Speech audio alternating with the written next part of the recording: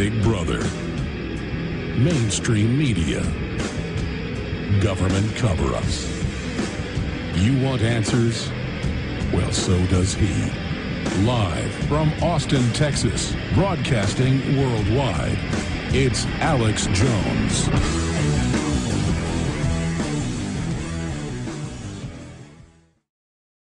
Lyndon LaRouche, obviously everybody knows who he is. If you don't know who he is, you must have been hiding under a rock. He is very accurately, from my own separate research, I mean, I don't just believe what he says, broken down how this global elite is functioning, what their goals are, eugenics, world population reduction, post-industrial world. They want to shut down development as part of a global corporate takeover to consolidate power. And they see anyone being informed or independent as a threat to them. They use poverty, just as ancient feudal lords used poverty to control their populations. You know, handbooks were written on this in Europe. They were written on it in England. The Japanese had a similar system to it during their feudal periods. This is a system of control. And now they're announcing $63 billion to militarize the airspace in the next 5 years with 30,000 drones. That's Associated Press. Weaponized drones, spy drones, watching farmers, same plan. It's a unified global agenda. Look at Europe, BBC. Spying on Europe's farmers with satellites and drones, BBC. So there's a method of the madness. Lyndon LaRouche has accurately, 20 years ago or more, predicted how the meltdown would happen, what the derivatives would do, that they would precipitate big wars out of that. But the issue is the Anglo-American establishment that Carol Quigley and others that work for him, you know, basically concurs with Lyndon LaRouche's analysis. They believe they're going to navigate the controlled crisis and that they're going to use the implosion to pose as saviors, take over Europe, have the nation states sign over all their rights to the bankers, just like they do in third world countries. And they're planning it here. They're now admitting they want to secretly arrest citizens with NDAA, that they want to censor the web. They're firing people like Andrew Napolitano at Fox, so he can't talk about the New World Order. All of this is happening, so we can see the globalists are moving with proxy wars all over the Middle East, with Iran. Lyndon LaRouche, it's all, it looks like, coming to a head. And so I want to understand the method to their madness. I want your breakdown on, are things going well for them, and what do you predict is going to happen next, sir? Well, what we're faced with is an intention, and it's complicated in one sense. The upfront danger is the likelihood that in this early period, now, it could be weeks, it could be almost any time, there are factors that determine whether this happens or not and what time it occurs in. But generally, I would say the trend right now is it's going to happen. Now, you know that the U.S. Navy has in its submarine fleet enough capability in thermonuclear weaponry to, in a single throw, destroy most of this planet. The whole idea of nuclear warfare is now is almost a joke relative to what the potential has become now.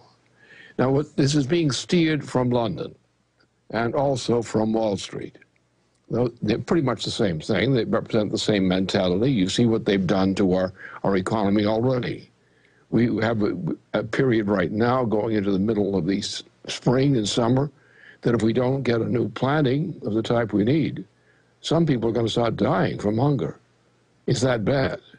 You look at whole categories of things we used to manufacture as a leading part of the world's nations. We don't produce it anymore. What we have is we have a gigantic population of Wall Street types who's nothing but parasites. They don't produce anything. They produce promissory notes that can never be redeemed.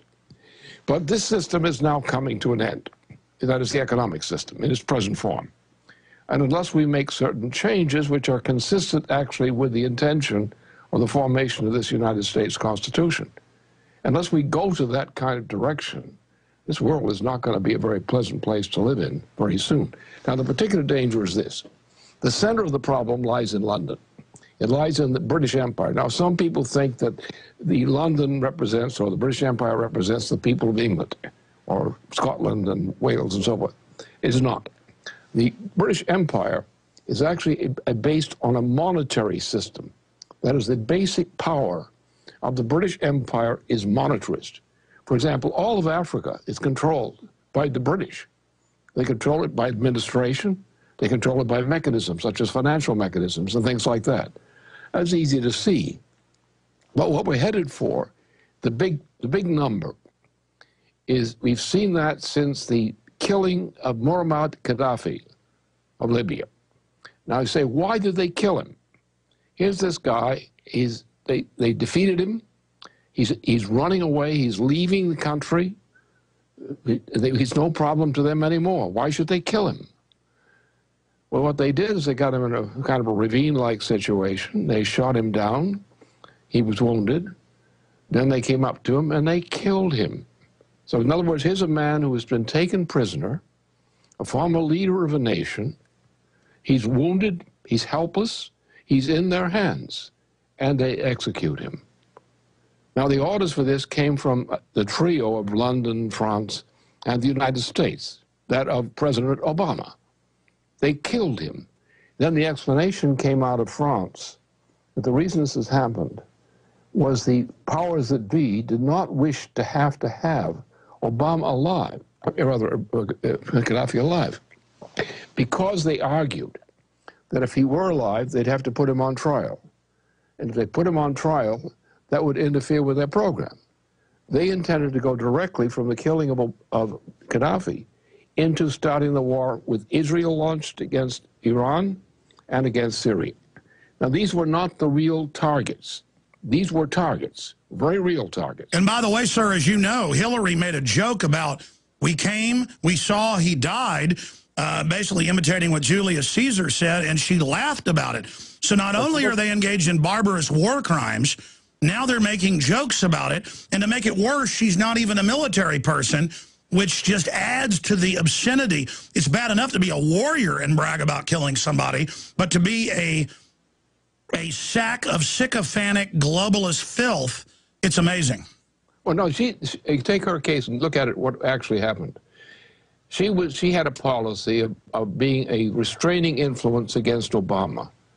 And she did a fairly good job. But then they came down on her. Now, you have to understand that the people around Obama threatened assassinations and similar kinds of things. She was terrified.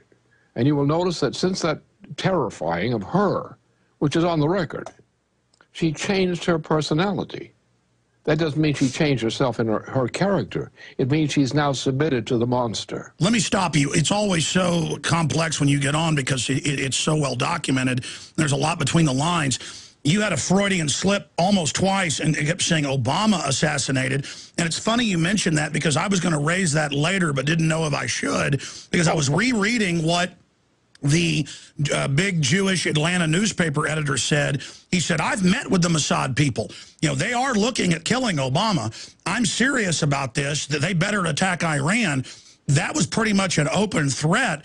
And that's the word I'm getting, is they could use an assassination of Obama as some type of false flag to launch a wider war and blame it on the Iranians. Well, this is all part of the pattern.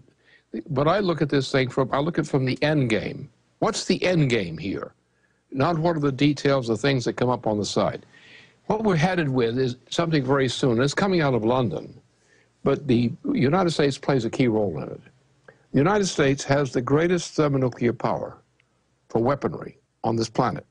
A lot of it is concentrated in the Pacific Ocean, in our submarines. We can virtually obliterate much of this planet with one shot, that is one barrage, properly aimed. Now, that's the threat that we're facing. The timing of that threat comes before the next election inside the United States. If this was intended earlier, but it was postponed, we had people in our Joint Chiefs of Staff who said, you can't do this. You have other people saying, you cannot even think about this, because if you're thinking about a war with the parties that you're indicating, which include the British Empire and the United States under Obama working for the British Empire on this policy, you realize that you have the greatest threat to humanity imaginable. Now, whether the British do it or not, by controlling Obama, who controls the submarine fleet ultimately as commander-in-chief of the U.S. forces, Whether they do that or not is uncertain. My view is the British have two intentions. Obama's doing what he's doing. He's not really very intelligent. He's a sick man. But he's doing it for this British monarchy, who have a whole policy of reducing the human population from 7 billion people to 1 billion people in a very rapid order. And that's where the evil is coming from. Now, the British, of course, are now, in their policy, are threatening to compel U.S. forces to be used to obliterate the targeted nations they intend to obliterate. And we have in our naval capability, the submarine capability, a typification of what our capability is to do that. Without us, without the United States and its forces being complicit with the British couldn't do it, even though they're the inspiration of the policy. So our situation is we've had our military and other people in other parts of the world recognize what this problem is and know we've got to stop the British attack. We know the only efficient way to stop this, and it could stop it, is to get Obama out of office. Now, he's not only impeachable because he's violated most of our Constitution. He could take a but the key thing here is that he is clinically insane. This man, I did back in April of 2009. Mr. LaRouche, I apologize for interrupting you. Let's come right back on the other side and continue looking at this, because he's not mincing words here, and he's not hyping it. So many mainline analysts say this could lead to World War III. The Russians are sending Spetsnaz, and the Iranians are sending special forces into Syria. Everything we said came true. Everything we've done has been right. All right, Lyndon LaRouche is our guest. We'll give you his websites here in a moment. They're very important to visit. A lot of great information.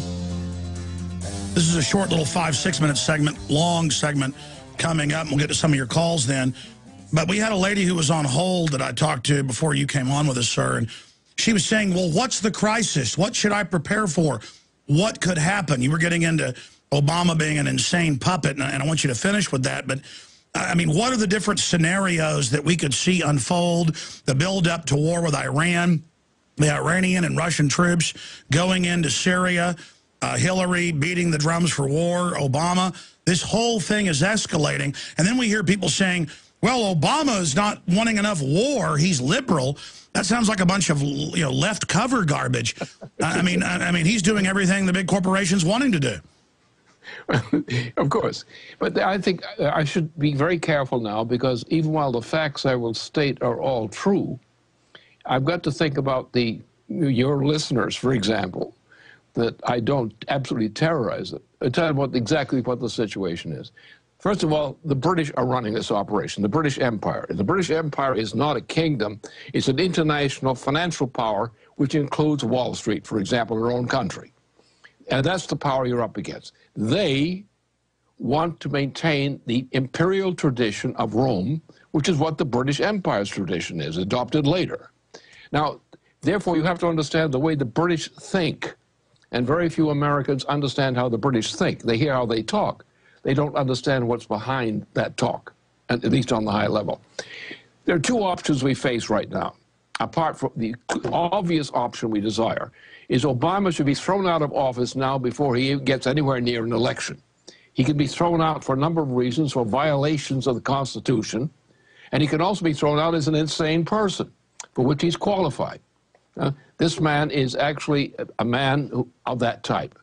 Under the Section 4 of the 25th Amendment, this man is qualified to be suspended from the office of the president. All that would be required is the Vice President of the United States would utter such a finding, present it to members of the cabinet, and if they agreed, then the president would have to step back while the matter was being challenged.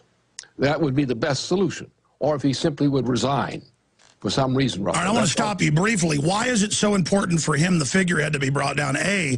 But B, I agree with you. I've seen a lot of stuff that shows he's more than just a narcissist. He says there's 57 states. He bizarrely does full bows to anybody who's royal.